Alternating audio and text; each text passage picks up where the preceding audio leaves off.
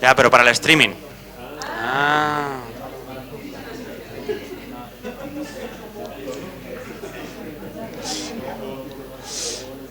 Vale, lo primero, lo comentaba antes en el grupo de los que estábamos abajo, pero que creo que también es extensible a los que habéis estado arriba, y es que agradecer el esfuerzo que habéis hecho todas y todas, porque ha sido un momento de compartir muy activo, muy participativo, en el que se veía mucha pasión, ¿sí?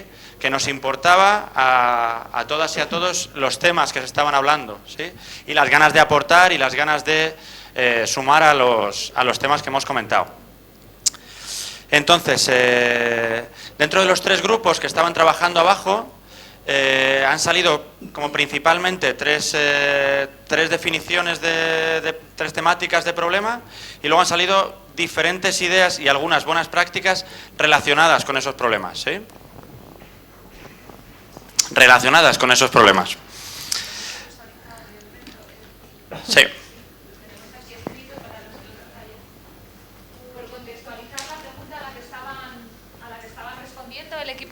Por contextualizar la pregunta a la que estaba respondiendo el equipo, el laboratorio de aquí abajo, que era el número 1, era esta. ¿Cuáles son las limitaciones que deben superar las personas jóvenes para participar en el desarrollo de proyectos orientados al desarrollo sostenible? ¿Vale? Ese era el desafío del laboratorio que estaba trabajando aquí. Y las conclusiones son las siguientes. Vale, y de ese desafío, sí, han salido principalmente tres líneas de trabajo, ¿no? Una de ellas ha sido como principal problema el tema de la discriminación, y eso se ha trabajado, se han buscado soluciones desde tres ámbitos: desde el ámbito de la educación, desde el ámbito de la confianza en la juventud y desde la necesidad de invertir recursos. Sí, han sido como las tres líneas de solución que se han valorado. Otro de los grupos ha definido su dificultad, su problema, como la falta de empoderamiento y de espacios de participación para la toma de decisiones. Y entonces ese grupo encontraba las soluciones en tres ámbitos también. En el ámbito de la participación, de aumentar la participación, encontraba también que se necesitaban soluciones de participación más estructurales, y también hablaba de darle una vuelta importante y trabajar con el tema de las diferentes metodologías que se están utilizando ahora para la participación. Y el último de los grupos valoraba como problema, o definía su problema, hablando del sistema educativo español, ¿sí? Que no fomenta la participación, ni la conciencia crítica, ni la propia creatividad de los jóvenes. Y ese grupo hablaba de cambios en el sistema educativo, hablaba de crear y aumentar los espacios para la participación juvenil, y también demandaba implicación gubernamental. En cualquier caso, todo ha quedado recogido en las fichas, que son las que luego se van a llevar a los diferentes laboratorios que se van a ir realizando en los diferentes países, ¿sí? Que lo que sale de aquí va a llegar a más sitios, que es una cosa importante que queremos resaltar desde el equipo. Y estos hemos sido la gente que estamos aquí en la sala del diálogo. Ahora, vale. ¿Alguna de las personas que estabais abajo queréis compartir algo más o queréis sumar algo más?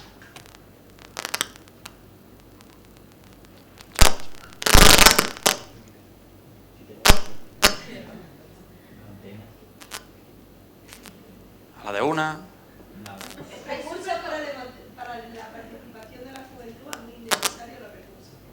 La importancia de los recursos para la participación de la juventud ha sido una de las cosas que han salido ahí.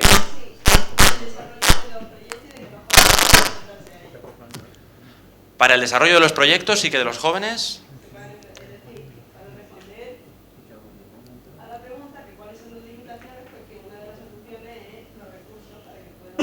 La necesidad de recursos.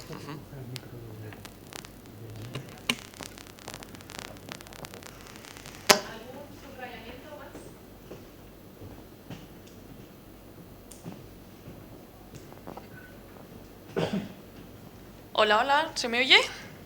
¿Sí? ¿Bien? Vale, muy guay.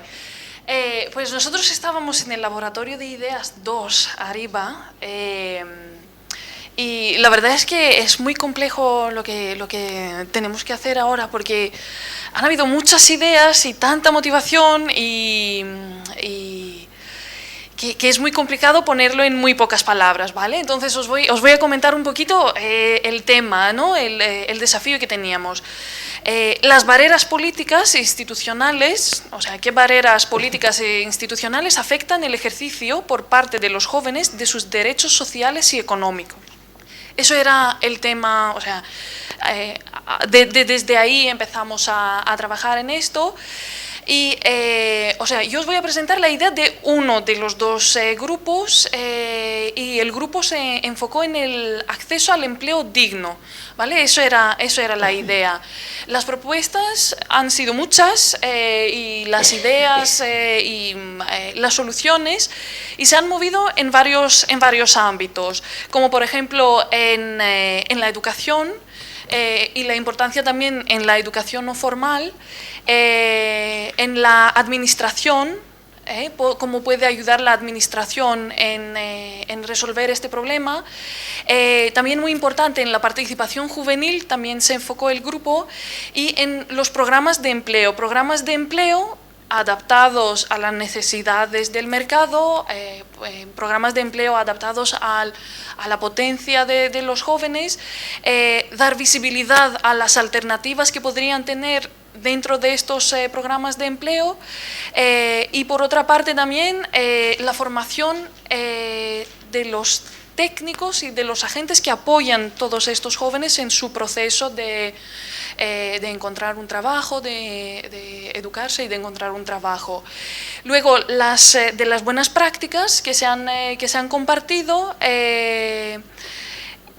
nos hemos centrado mucho, o sea, el grupo se ha centrado mucho en fomentar, o sea, buenas prácticas que fomentan las competencias vitales de los jóvenes, como por ejemplo proyectos de educación no formal, ¿no? O la involucración de la educación no formal en el sistema educativo en general, y también una muy buena práctica ha sido el acompañamiento al empleo y cómo pueden ayudar a los jóvenes en eso. En pocas palabras, intentado así dar una visión de cómo ha trabajado el grupo, pero por supuesto que hay muchas cosas que, como ha dicho mi compañero Álvaro, se van a llevar en las fichas y pasarlas a los otros, ¿vale? Como antes, ¿alguna idea, algo que quiere añadir? A lo mejor el grupo que estaba trabajando este tema. ¿No? ¿Sí? Bueno, yo creo que todos hemos hablado de la importancia de involucrar en el tema de las competencias vitales que comentabas al final, a la sociedad civil, a las asociaciones, a las entidades juveniles, por ejemplo, que desarrollan las competencias vitales de la juventud. Y que hay que hacerlo también, no solamente desde la administración, desde la educación formal, sino bueno, pues contando con toda la sociedad civil en general.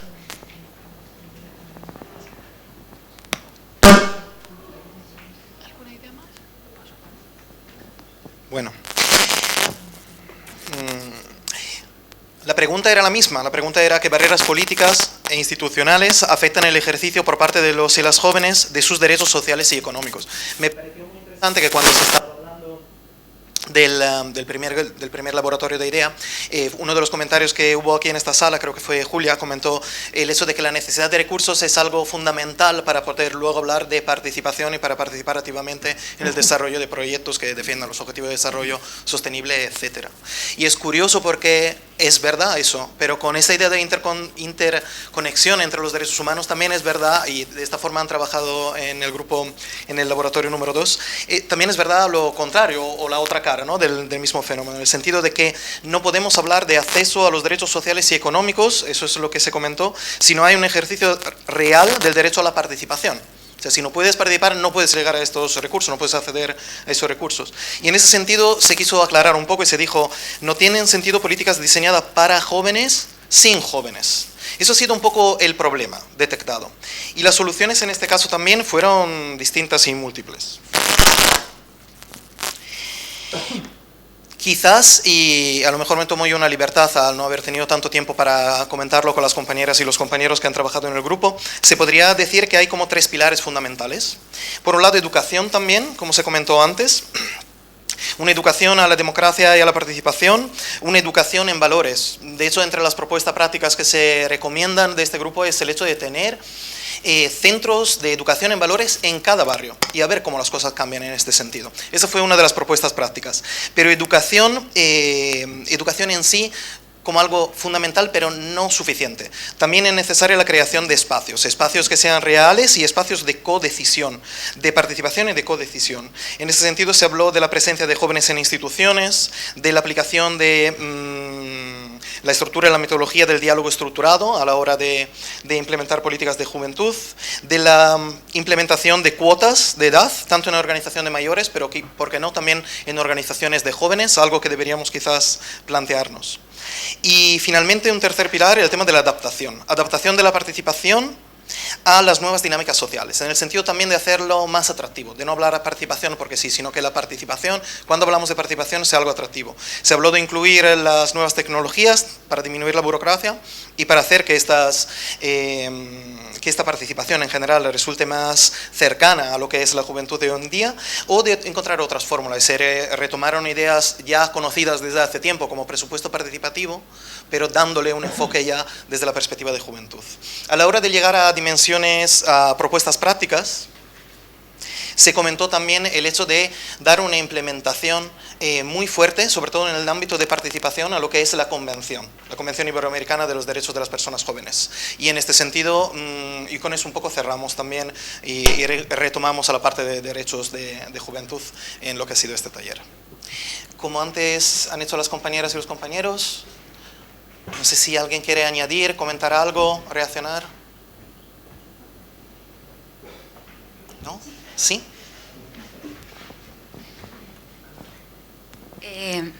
Bueno, sí, aparte de los centros en barrio para la educación en valores, sí que incluimos como propuesta, lo que pasa que quizás se ha quedado en el tintero, añadir, o incluir educación cívica dentro del sistema educativo, porque sí que nos parecía importante, y esto nuestra compañera Paola lo puede explicar mejor, el proceso de aprendizaje a la participación.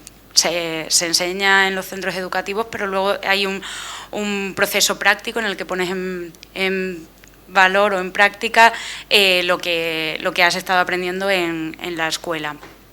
Y luego creo que aparte sí que habíamos añadido dos cosas. La primera que aunque no estaba muy relacionada con el tema de participación, sí que nos pareció fundamental, y es que si los jóvenes no tienen sus necesidades básicas cubiertas, como es el empleo de calidad y una vivienda, nunca pueden acceder a puestos de responsabilidad dentro de las asociaciones juveniles u otras organizaciones del tercer sector.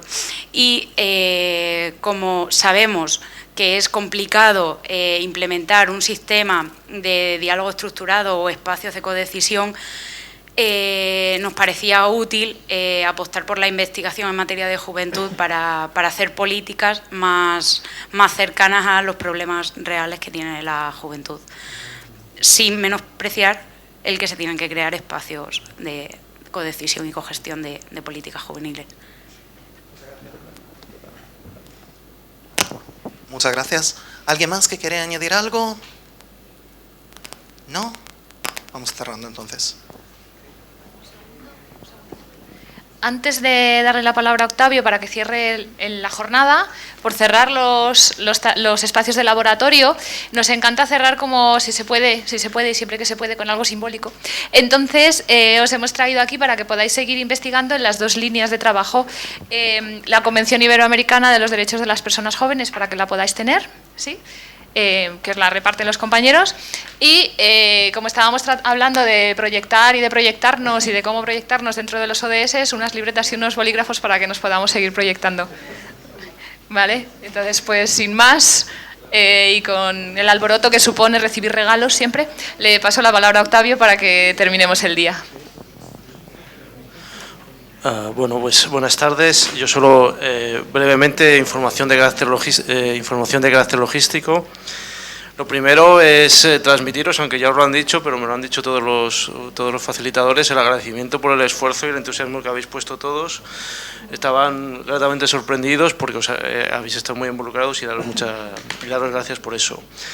Bueno, hoy hemos tenido un día de trabajo que ha sido largo, pero el día de mañana va a ser todavía más largo porque tenemos 2 mesas de diálogos similares a las que a las que hemos tenido y tenemos pues un horario bastante cargado. Así que solo recordaros que mañana tenemos esas 2 mesas de diálogo, una que es Jóvenes, Democracia y Gobernabilidad, Nuevos Desafíos, que dirigirá José Alberto Crespo, que está por aquí y que será el encargado de un poco de dinamizarla. Y luego tenemos otra mesa de diálogo sobre jóvenes, innovación y liderazgo digital, que el orador será Tito Espínola. Y bueno, la dinámica es igual, vamos a empezar a las 10. Ya sé que es un poco pediros puntualidad después del retraso de esta mañana, pero por favor estar un poquito antes para que podamos empezar a la hora y no ir acumulando retrasos, porque mañana es todavía más largo. Y nada, muchas gracias y hasta mañana. ¿Vale?